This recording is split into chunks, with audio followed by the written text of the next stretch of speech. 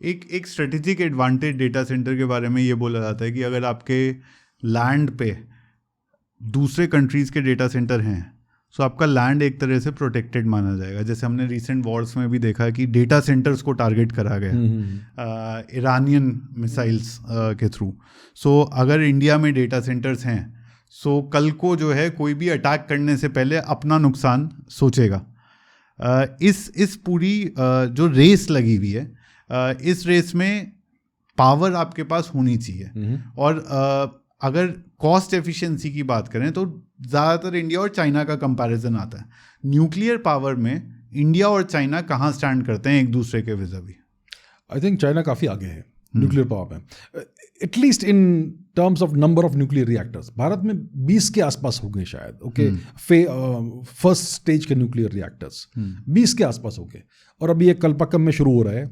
तो भारत के पास 20-22 रिएक्टर्स होंगे, चाइना के पास बहुत ज़्यादा हो गए। तो चाइना तो बहुत बड़े स्केल के ऊपर खेलता है। चाइना बहुत ही एम्बिशियस नेशन है, चाइना के पास बहुत बड़ा लॉन्ग टर्म विजन है। हमारे पास भी है, लेकिन हमारा स्केल थोड़ा कंस्ट्रेंड है, राइट। और चाइना के पास भी प्लान्स है to make more than 100 more, I think. तो चाइना के बहुत बड़े बड़े प्लान्स हैं।